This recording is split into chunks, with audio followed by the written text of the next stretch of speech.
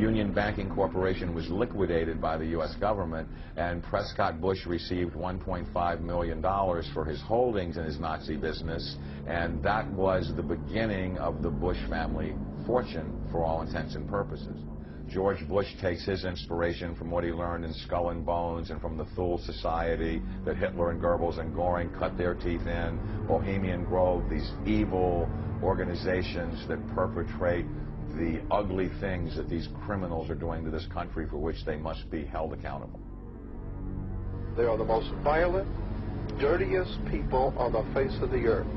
Somewhere Americans are going to have to take their country back and start finding out who are these people. Who are these people we call our representatives, the Bushes. George Bush, the president, his father, went around the country talking about a new world order. The people who are running this country from behind the scenes do not care a thing about Americans or bloodshed anywhere.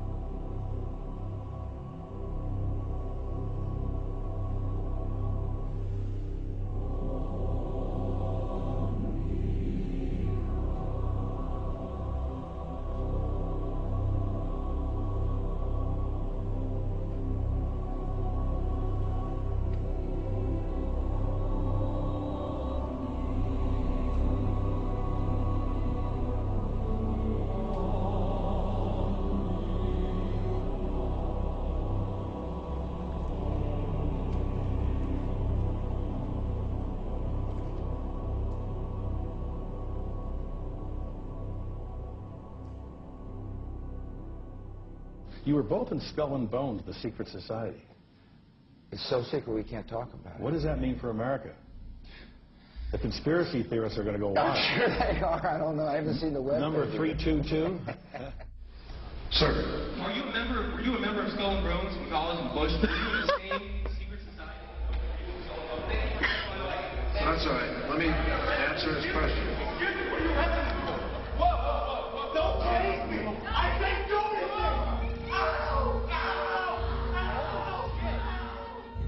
And what you're looking at here, staggeringly, is a group of people, some of the most famous people in America, in long gowns. Behind them there, you see a 40-foot stone owl.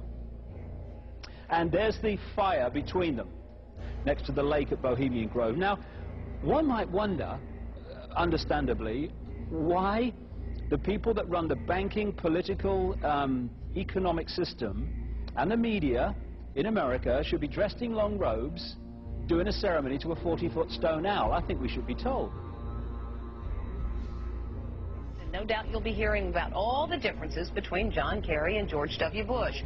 But we've discovered they do have something in common. During their respective college days at Yale, they both belonged to a group called Skull and Bones. He's come pretty close. She was part of a team that successfully recorded part of the initiation ceremony that takes place in the tomb's courtyard. Okay, you have the doorway here. Yeah. Okay, then to the right you have a hedge, and then you have an evergreen tree. If you follow that line straight back, courtyard's in there.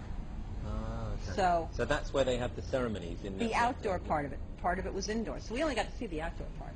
Right. We only got to, and to listen to the outdoor part. God only knows what went on indoors. And what did you hear? What was it you know? You managed to get this unique access it was disgusting. It was gross. I mean, they were pretending to murder people. And what was the tone of it, though? Was it jokey or was it quite... No, it wasn't jokey at all. It was sick. It's about the only thing to describe it. It was sick.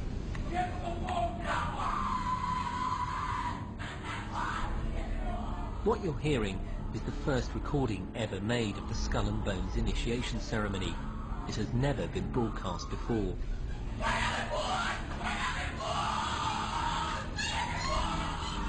15 new members of the club are being introduced into the macabre rituals of Skull and Bones by the senior students who are about to graduate.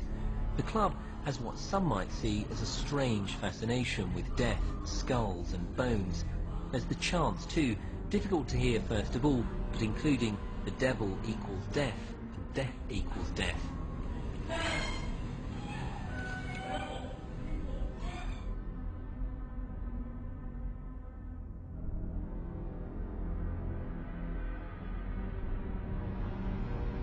But when you get into a secret society of spirit worshippers, then, and especially when you're invited there by the direction of the higher-ups in the spirit world, you never get out of there alive.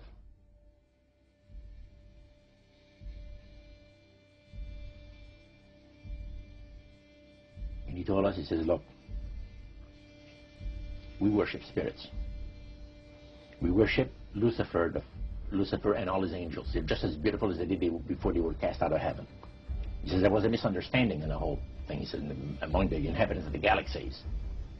And he says our master was misunderstood.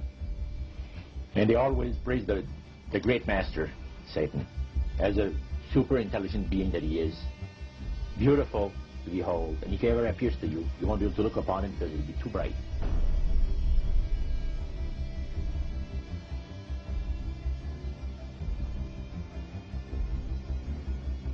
What have Herbert Hoover, Art Linkletter, Jack London, and Richard Nixon all had in common? Well, they've all been members of the exclusive all-male Bohemian Club in California, where every year at this time, the elite from around the country get together for 2.5 weeks of fun and games. Among its members are businessmen like Leonard Firestone and Edgar Kaiser, and political figures like Gerald Ford, Henry Kissinger, William French Smith, and George Shultz. President Reagan, Vice President Bush, and Defense Secretary Weinberger are members of other camps. Richard Nixon is a Bohemian, and so are high-ranking executives of such companies as Eastern Airlines, Standard Oil of Indiana, and Bank of America. Privacy is one of the Grove's most cherished virtues. Members may not photograph, record, speak, or write about activities at the retreat. While many public officials are Grove members, the press is a distinctly unwelcome guest. We're from ABC News. Well, get back there, then. Get back there. Can we talk to somebody in the... Get back there.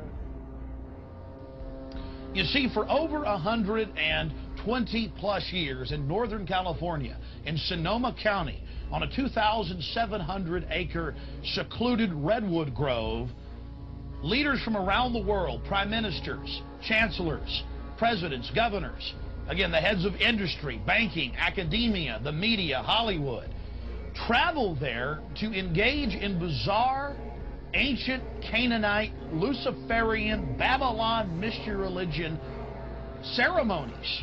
We were inside 4 hours. That's only one day out of the 2 weeks that they meet there for the admitted Summer Fire Festival of the Bohemian Club.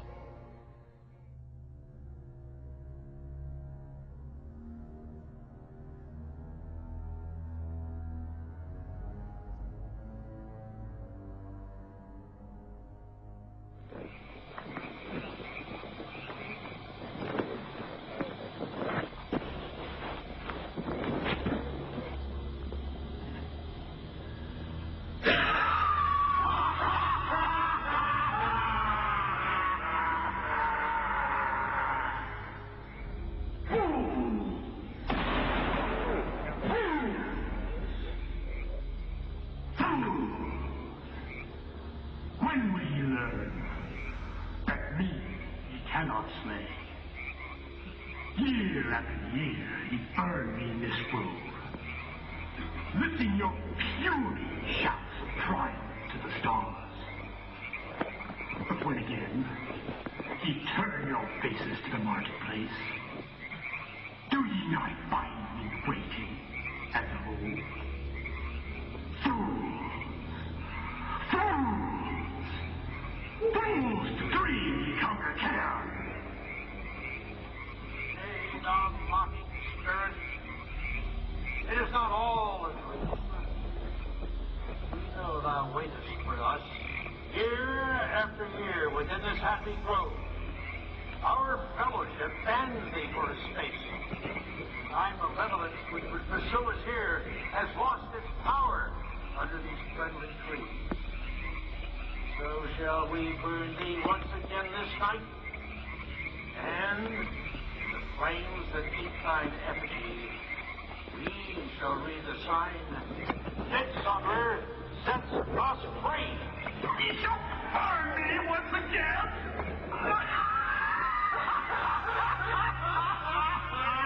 Now believe, Wayne, which hither ye have brought from regions where I reign.